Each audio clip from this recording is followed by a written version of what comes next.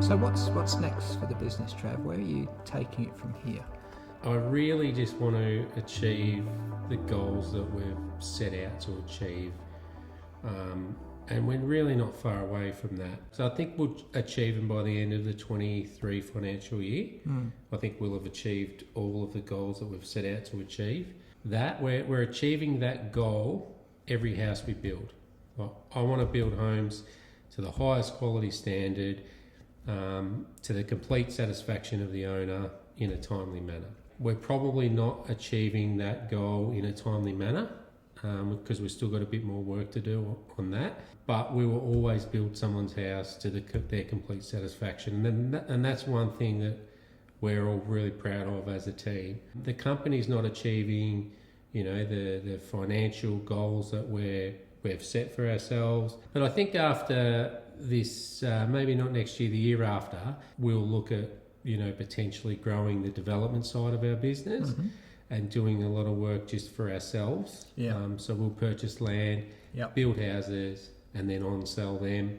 And then that way it's a bit easier because, we've already done a couple of projects and they're unreal because you're not accountable to an owner. But look, I just want to have a great company, really, to be honest with you. I want all the people that work for me, love their job, love the company, love the environment, just get a lot of satisfaction out of coming to work.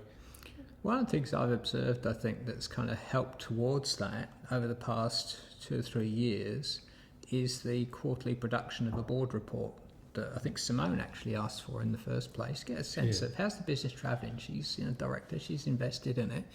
Get a sense of how's the business travelling. And the first few we did weren't fantastic, but they were a work in progress. And I think what I've seen over the past year is certainly a massive increase in the quality of the board report, but also the clarity about not just how is the business travelling now, but where is it likely to end up. And I have a phrase I use a lot: the bad businesses react, good businesses measure and manage, great businesses predict. And that's one of the reasons I think that you've had the success that you've had and are likely to have more is because you can see ahead of time, this is where I'm going to end up. And if it's not where I need it to be, here's the things I know I need to do to help myself get there.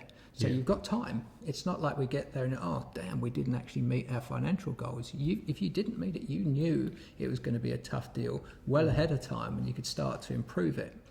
And you're getting better and better now. We see massive increases, I think, in your ability to manage the gross profit in your business. And that's getting a handle on the kind of houses that you build, the kind of suppliers that you work with, and understanding how those come together to make your business fundamentally successful. So it's a great object lesson in how to use the data, use the information, share it, and then make good business decisions from it. I've always wanted to, I was an electrician, then I wanted to be a supervisor, then I wanted to be a builder, and then I wanted to develop a web application. And I've just, really gone for it. And when I went off and developed that web application, and all of these decisions that got made about what I wanted to do with the company were all my decisions. And when Simone and I got married, Simone really just trusted that my decisions were the right decisions for our family without really putting too much. I just did what I wanted to do, effectively, what I thought was the right thing to do. Because Clevertick was a failure, but what it did was it put our lifestyle and what Simone and I wanted in our lives at risk. And we needed to make a decision whether we kept going with it or whether we just stopped it and then focused on smart homes. And when I actually had to come to this decision, well, both of us had to come to this decision, I realised that I loved smart homes. Like I've always loved smart homes. And I'm halfway through my career at this point in time. And I didn't really realise what I've achieved halfway through my career probably isn't what I thought I would have achieved if I go back 15 years, and that it's short. It's just a short amount of time.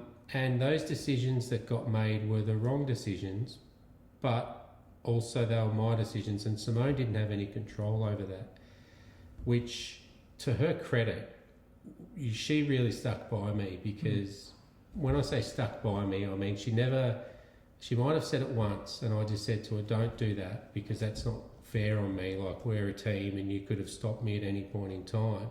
Whether she could or couldn't have, we're never going to know, but if she really put her foot down, she could have. Yeah. And so anyway, you know, we're a team, and how do we give Simone an insight into Smart Homes, and how does all the responsibility get taken away from me? Because I was thinking to myself, well, hang on a second, all the responsibility's on me.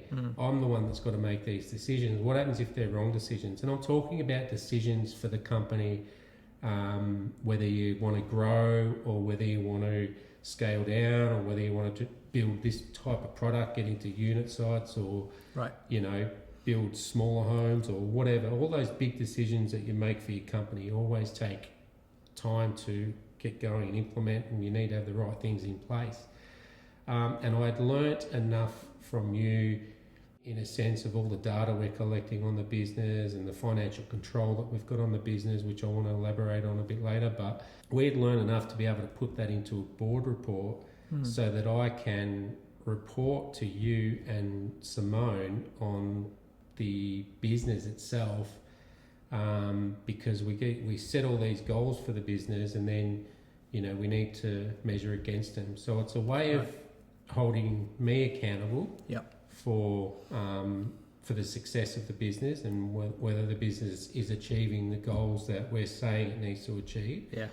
And it also gives Simone a really good insight as to how the business is going, and she gets to help make decisions.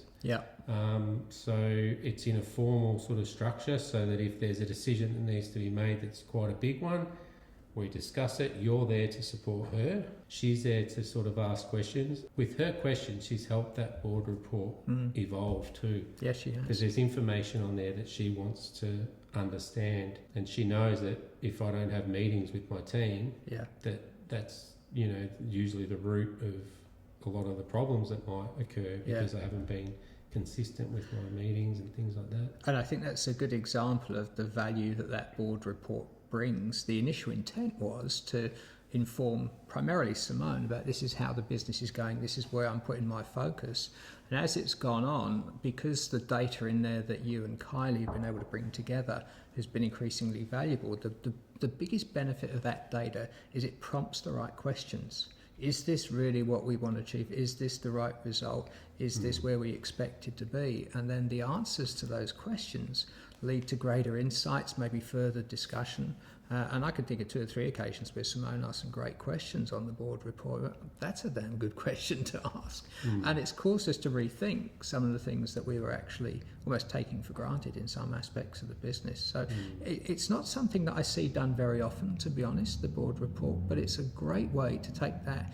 It's only 4 times a year, quarterly. Take that step back and answer the question, is this business travelling the way we want it to travel?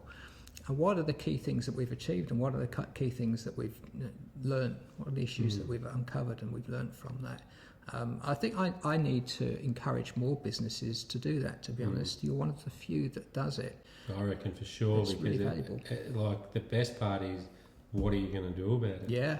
You know, 100%. I'm going through the board report and you're just asking the whole way through, well, what are you going to do about that?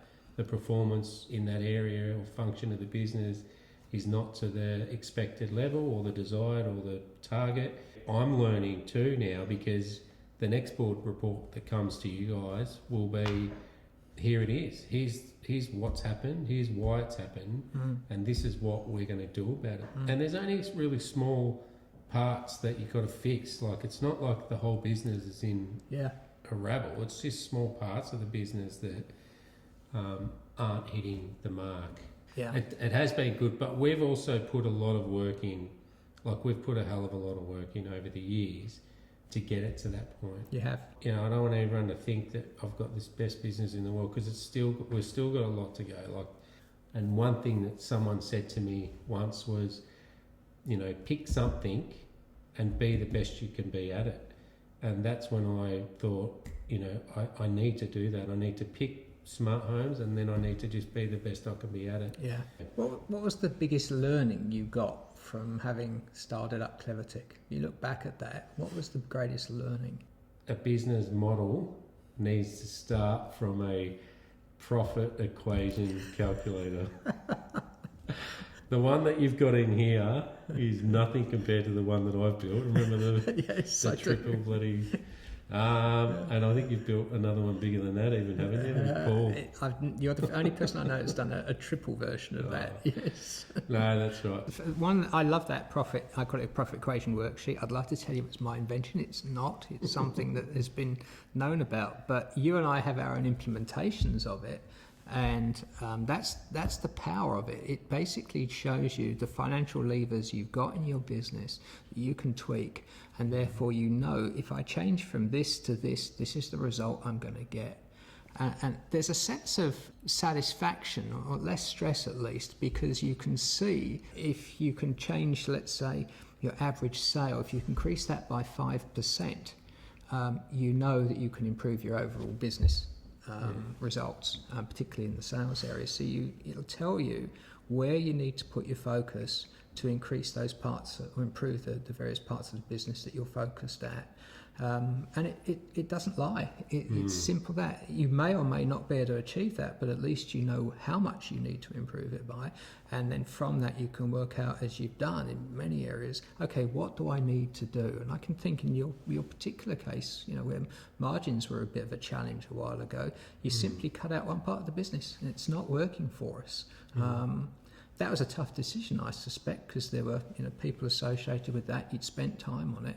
So it's a tough and courageous decision to go, that's just not working for our business. But because you'd built the model and could clearly see it was that part of the business that was holding you back, ever since you've changed that, you've been on an upward trajectory. And I'd love to have go back in time and show you a video of yourself now and how you're running your business, by having made that decision, which you were able to see simply by looking at a model of the business itself back then. Yeah, well, look, I'll never ever forget. When I first met you, you were a judge for the... Cardinia Shire Business Awards. Yeah, that's right. And, I remember making the application, having the interview with you. And I remember you drilling me about my financial control.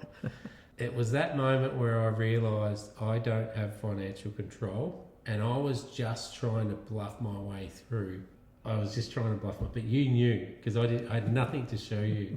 I'm not embarrassed to say, because I just did what I thought was right at that time. And like I say, no one taught me how to run a business, and no one taught me how to have financial control. And I honestly believe that financial control is the most important part of anyone's business, is to know those numbers sort of inside and out. And I actually love it. It is my favourite part. So it's been fun building all these spreadsheets. I mean, you tell me all the time not to go overcomplicate things, but that's okay. I love it. It helps me understand things better. And then I scale it back to where you need it to be after about 3 hours of arguing. But I'm not the only one. I reckon there's a lot of people that sit there with their accountants, and all these big words come out like gross profit margin, net profit, and overall revenue, and they pretend they know, but they don't really know what all of that means or exactly what their numbers are for their own business. Yeah. And they need to. Yes. Even just as simple as your budget for the year. So our budget for the year, we're out by about 0.05% for the year. That's amazing. But we're always under budget just by a little bit, not over budget. Yes. Because we can accurately determine, even to the point where Kylie will put in, if it's a five week month for payroll, she puts that in. Things forecast. Like that. Yeah. So I think that's been the biggest contributor to me having a lot of control over my business. And I remember when we did the sales forecast spreadsheet, and the margins, the gross profit margin on each job, and we did a sales forecast spreadsheet. And I remember saying to you, so what you're telling me is that this spreadsheet's just literally going to tell me that I'm going broke in 9 months' time. And you said that's exactly right. Now that we know that, what decisions need to be made? Yeah. You know, do we need quickly get more sales? Yeah. Do we need to reduce our overheads? Yeah. Whatever the case may be. The financial control side of things, I think, is what really drives ability to have control over your business. Life changes because the levels of anxiety just drop. Like you come home and you go, all right, need more sales or whatever, but I'll deal with that tomorrow. I know what the problem is. Instead of not really knowing, but knowing something's wrong. Like I feel like, for me, anxiety or it's your body telling you something that something's not right. The financial control side of things, I think, is the most important and what I've loved the most about being in control of my business. I'm really glad you raised that, because it is one of the areas I find that is nearly always not properly done. And it's for a variety of reasons. And I ask people, how do you manage your financials? I'm just generalising here. I don't like numbers. I never like numbers. That stuff, it doesn't interest me. It bores me. I don't know how to read a P&L or a balance sheet. I outsource that to my accountant. I outsource that to my bookkeeper. The reality is, and I think you've just explained it really better than anybody could, you have to know your numbers. The CEO has to know your numbers. And actually, if you take up the challenge of just trying to understand it, it is not that difficult. I don't consider myself a financial whiz kid by any means, but if you can put, as you've done, put in a budget, understand then how you're going to achieve the things that you've put in the budget and measure and manage against it, it's remarkable how often that occurs. I've got many clients who, like you, been able to predict and forecast not just their expenses but their sales as well within plus or minus 5% or less. Now when you get that level of control, two things happen. Your business starts to become more predictable and you start to be able to go, if I do this, I'm going to get that. And when you can quantify that relationship, then you start to feel like I'm in control of my business. I'm managing it, not the business is running me. The second thing that happens is that stress reduces, and you touched on that as well. If you go to a doctor and tell the doctor you feel stressed, a good doctor will ask you, what are you not in control of? Because that's what stress is a lack of control. But when you realise you actually have far more control over your business, especially business financials, than you think you do, then it becomes empowering. And I have several clients, and you're obviously a key one of this, not being, with all due respect, a financial wizard, but you know how to manage your business through your financials. You know how to control it. You don't need to be a financial wizard. You just need to know how to interpret the results you're getting, and then how to what you need to change in order to get the results that you require. Once you're clear on that, then it's back to situation normal. Okay, I know I need to increase my prices, or I need to change my supplier, or I need to drop this particular revenue stream. And I think there's a big difference between what the accountants do, all the regulations in respect to the tax that's got to get paid and all the rest of it. They're not bookkeepers. No. And then you've got bookkeepers who are recording all of the information, and then that's not financial control. No. And financial control is something completely different altogether. And what happens is once you start putting all of the tools in place to have your financial control, it starts uncovering all the other problems. I didn't know what my gross profit margin was going to be on jobs that I built. And that is a scary thing to say, because there's been many businesses like mine that have gone broke. In the last few years, custom home builders on a bigger scale, I could list 10 of them off the top of my head. And I reckon it's because they wouldn't have had good financial control and potentially didn't know what their margins were going to be. You'd finish a job and then see what the margin was. That's right. And like, God almighty, it was just, scary. It is. But so then you go, all right, well now I need to estimate the whole entire house from top to bottom so that you know every single cent that's going to go into that. Plus allow a little bit for sundries, and then put your margin on top, because it just fits into the overall business model, because you've got your profit equation worksheet, which is very, very simple. You put in your total revenue that you want to achieve. You then put in your gross profit margin that you want to achieve. Then you put in your expenses, all of your overheads, and then at the very bottom, that's your profit that you want to get out of it. Spot on. So, it's as simple as that, and just having the knowledge on what the terminology is and what these numbers actually mean is just so important. Yeah. And there's still things that I'm learning to this day. Like the other day we tidied up the cash flow forecast because it was a bit overcomplicated and we want to simplify it a little bit. Again, even that just gives you a little bit more control to a certain degree. So. Yeah, so I think you've raised a really important point there, Trav. Certainly with things like cash flow, it's very easy to overcomplicate it and make it really, really detailed, and then it becomes a nightmare to maintain. And then the harder it becomes, the more time-consuming it becomes, the less people actually want to do it. But when you, as you and Kylie did, simplified it, it made it not much less accurate, but a whole lot easier to manage and maintain.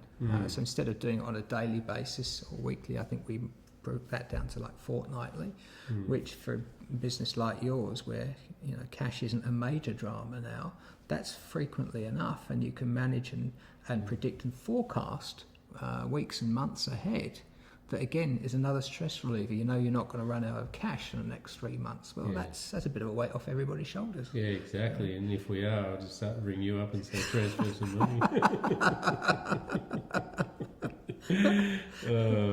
I've been asked in the past if you had just one session to do with a business, if you could only do one session, what would that be on? And I honestly believe the one session that is the most important, notwithstanding the importance of the financials, is company culture. Because company culture lies at the heart of everything that business does, and it starts at the top. It starts from your approach to business, your values and your ethics and your morals, the way you behave and conduct yourself, and developing the company culture with your senior leadership team. And when you've got that well defined, it sets the aspiration for the company. You said earlier that you want to be the best you possibly be for your clients, but now and again you're not going to be able to make it on by the delivery time. That's okay, providing it's clear that that's your intent, because we usually can't afford perfection. But if people realise what it is you're trying to achieve, and you're trying to give your clients their dream homes in a timely manner at a fair and reasonable price, people will buy that. People will actually be attracted to that. So Simon Sinek features on many videos these days, but one of the most profound things he ever said is that people don't buy what you do, they buy why you do it. There's plenty of other builders out there, and you build great houses, we know that. But I think the main reason people would use you and recommend you is not just because of the quality of your houses, but it's the build experience. If there's an issue, it's not like, well, that's tough luck. It's how can we solve the problem for you? That's a massive difference from what most people experience when they build homes, especially with the bigger builders who don't worry so much about the customer care side of it. And that stems from company culture. The company culture directs, if you like, and creates a behavioural expectation about how people in your business treat each other. What's important to the relationships that you have in your business, what's important to you, the relationships you have with your clients and your suppliers. And when you're clear about all that stuff, when you've actually been able to articulate your company culture effectively, it then influences all your marketing as well. So people get it. When we see your videos, and you've become quite a video star these days, Trav, as you know, but when people see your videos, not only are they impressed with the build quality of your houses and the way that's actually portrayed, but when you talk to your clients and you see they talk about how much they value the home that you've created for them, that speaks volumes about your business. All that stems from the company culture that you've created. So for me, that's actually the most important thing. And it then also directs and helps the kind of staff that you attract. You want to bring people into your business that share those values. If they don't share your values, they probably won't stay very long. But if they do, if they believe in the things that you believe in, they're likely to stay longer. Therefore, they're going to be more productive. They're going to be happier. Why would they go anywhere else? And that's why company culture is so important to the successful operation and growth of a business. Yeah, and that's one of the things that you've really taught me. The team that I've got in place, they need to know why we're doing what we're doing and how important it is. Like, we're building people's home, their biggest investment of their life, and they're going to be very passionate about it. Yeah. But it's interesting that you mentioned Simon Sinek, because I listened to a bit of his stuff as well. The biggest focus that I've got right now is my team, and I'm genuinely interested in them as people too. Yeah, I know. And I've changed, mate. Yeah. I've changed work, because I never really had that. I was focused on one thing, and that's out the homes. So if I get a client calling me up, and they're not happy about something, and now what I do is instead of apologising on behalf of whoever it was or taking responsibility for myself, which I try to do a lot as well, now I basically just say that we're working our butts off. Like, my team, and I defend them. One of the things I think is particularly valuable, which you've done on at least one occasion, possibly more, is actually to get your team together on an annual basis and share with them, what are we actually going to achieve this year? Give people a chance, an opportunity to question, to input, and to do some things that are kind of going to build team spirit, build teamwork, typically for half a day or a day, which is ideal. And you can run for a long time on that single day, where you've got everybody engaged, everybody's singing off the same hymn sheet, everybody gets a chance to reacquaint themselves with key aspects of the business, including sometimes the values. Yeah. So I find that really valuable, and typically it's done by more mature businesses, because they've got the fundamentals in place. Now it's a question of honing and improving as opposed to fixing. Well, I reckon that was one of the best things I could have ever done. Apart from actually just developing a single page strategy, because remember the time we got feedback from the staff, and when you get feedback from your team, it can be fairly brutal. It was all anonymous. Yes. I knew it was going to be brutal, but you need to face these type of things. And like I say, you need to humble yourself. So that team bonding day, or the half day that we spent with our team, like, they loved it, because we showed them the results from the previous year. Yep. We showed them what areas of the business were performing at a really high level. We showed them what we want to achieve for the next 12-month period. And the other thing that was gratifying about that session, I remember, we did a session on goal setting. Do you remember? Yeah. And which is really important in a business context. But at least two of your team members took that away into a personal domain and started to apply those techniques outside of work as well. So that was very gratifying, because it meant that the things that we did actually held some value for them, not just business-wise, but more broadly as well.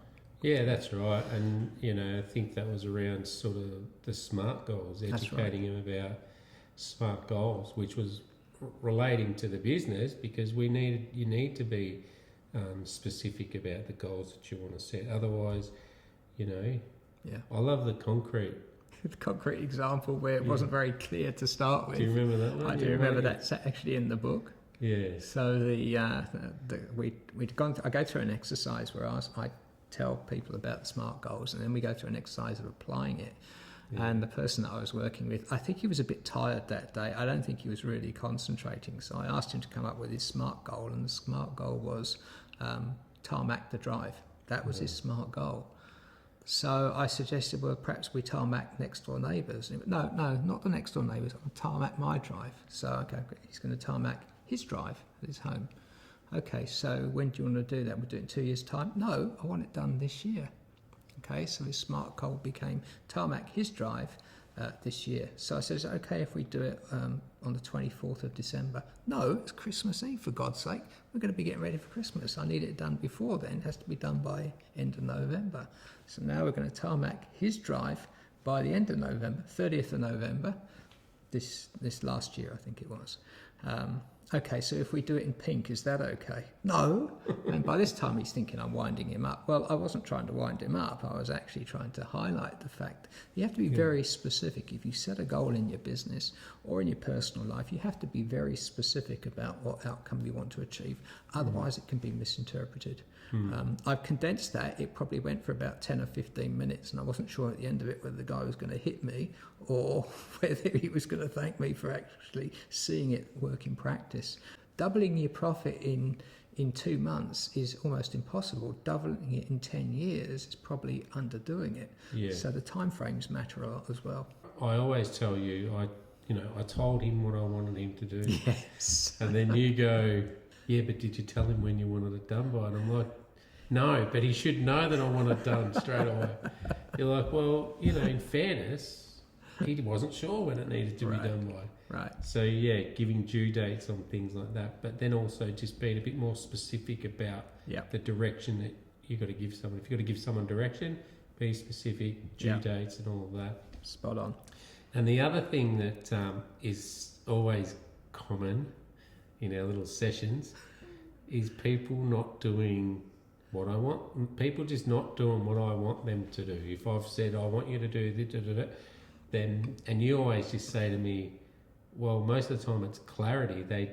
I bet you they don't know what you want them to do.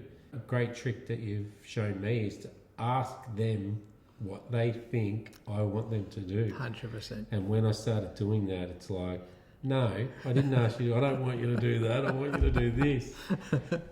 Yeah, you do get some amazing insights when you do that, and I've done it myself, and I still do. Just double checking that what you think they've heard is what they actually heard and how they've interpreted it. Yeah. So often I find that in business, it's that discipline, but it's also asking about the bleeding obvious at times, because it isn't always bleeding obvious. Yeah, that's right. Those two little tools right there, that can fix a lot of things, because there can be frustration. Yeah. You can just be constantly frustrated when most of the time it's my fault because I'm not able to communicate exactly what it is that I want. That's helped me quite a fair bit too. Nips things in the bud. Yeah, exactly right. Yeah. Who's your favourite client? Well, it's you, obviously. I'm blessed with I'm blessed with some great clients. I really am, and I think what I find particularly gratifying is when people have an open mind and are prepared to try things out. I'm not suggesting that everything I suggest is always going to work 100%, but if we've learnt from it and we can improve the business from it, then that's worth doing. So we've had a lot of fun, and that's a big part of it. There's few meetings we have where we don't have a laugh about something. Yeah, exactly. And that's part of it. That helps, I think, the uptake of information. And, if it's not fun, don't do it. Yeah, exactly. And I also think that you shouldn't expect to get something out of every single session. Right. Sometimes you have a session where you really don't get much out of it. Yeah. But then there's other section where you've just got so much value out of it. It's not funny. And that's half the fun. You never know quite where it's going to end up sometimes in some of those sessions. And you're right, some are far more valuable and productive than others. But the more we do it, the more collectively that I get to know you and the business, I think the greater the benefit. And actually the less frequently we probably need to make, because then it's really a question of just minor changes as opposed to radical overhauls. I've never ever found you not in a zone with me, ever. I reckon maybe once before I caught you dazing, but you might have had, honestly, once before out of all the time that we've had, maybe Chris didn't make your cup of tea right or something like that. Never, because you're always in a zone and you're always focused and you're always just so passionate about helping. That's one thing that, I can say about you. Thank you, Trav. No, it's been great fun. Really enjoyed it. Thank you very much for the opportunity.